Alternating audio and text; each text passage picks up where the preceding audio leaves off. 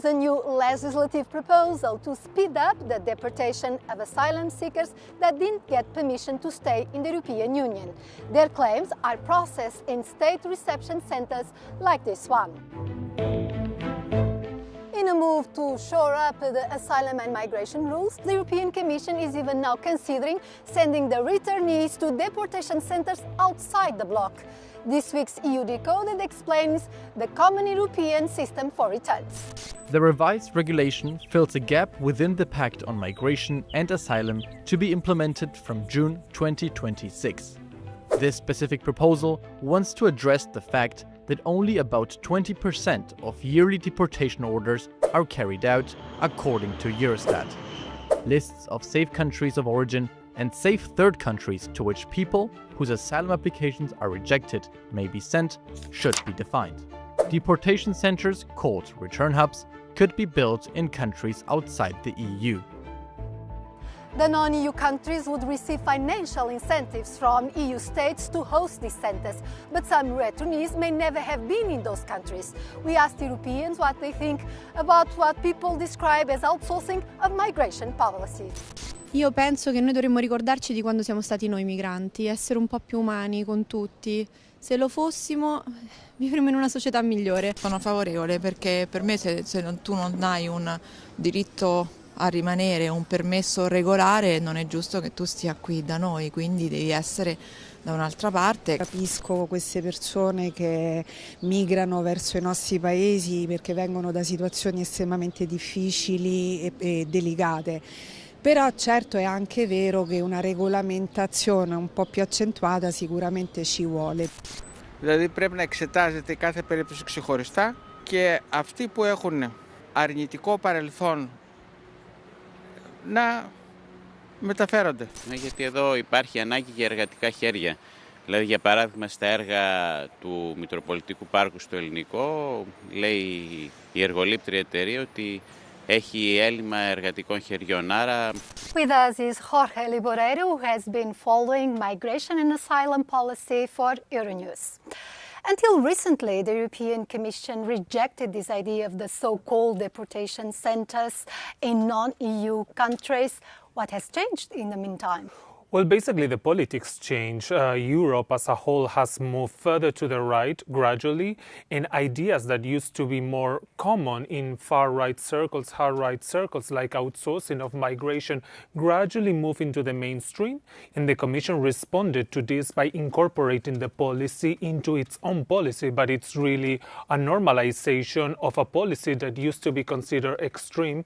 Now it's acceptable. What could be the role of the European Commission in the eventual setting up of the so-called return hubs? Well, the Commission in its regulation has done something very interesting.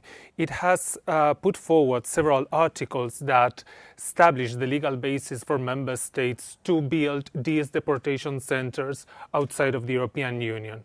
But then the Commission will not be involved in the managing of these centers. So in a way it's saying, you can do it, but I don't want to know anything about this. That being said, which countries are more likely to support the idea and which might be a little bit more against it? Well, this is an unprecedented idea, so I think some member states will really think it twice, 3 times, 4 times before going ahead with it. But we can see that Italy, Denmark and the Netherlands have been leading the political discussions around outsourcing, bringing other countries in a sort of coalition. But I think these 3 countries that led the debate might also lead this push to actually build the centers now that the regulation is on the table.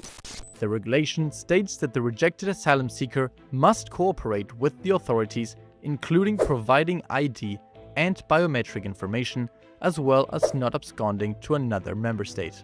If the person does not cooperate, the consequences can include reduction or refusal of benefits and allowances, seizure of identity documents, and longer entry bans.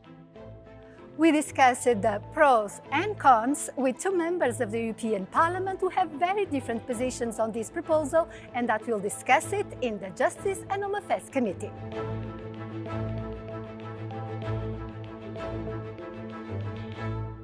Es una consideración global del fenómeno migratorio desde el punto de vista de la capacidad de los Estados miembros para el retorno, ¿no? Y en ese sentido sí creemos que tiene todas las condiciones para ser un instrumento que permita una política mucho más eficaz de retorno. I think indeed it's not the answer that is needed in terms of returns. I think this return directive is just a political answer to the claims of the far right, be it Meloni or others that want to strengthen and to assimilate migration issues with security issues. And we've seen it all over the place.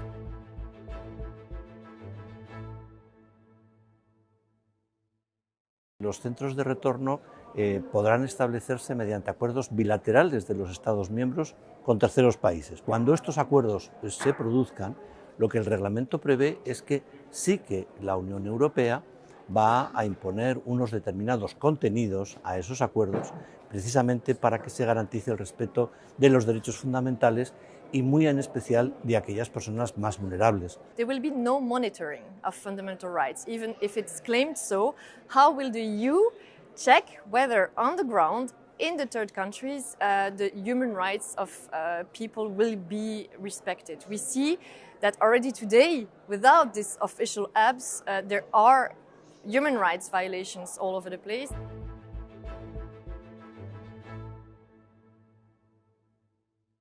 Que si garantizamos un marco de respeto a los derechos fundamentales y los mecanismos necesarios para monitorizar esos derechos fundamentales, yo creo que será mucho más fácil desde el punto de vista legal que las iniciativas de centros de retorno puedan, digamos, pasar el control judicial. The legislators should take that into account. The whole concept of safe third countries is also being revisited, which means that there's no guarantee today that those countries are safe for the people that will be sent to them and that their fundamental rights will be respected. An European written order is also part of the proposal so that all member states respect a decision taken in one of them.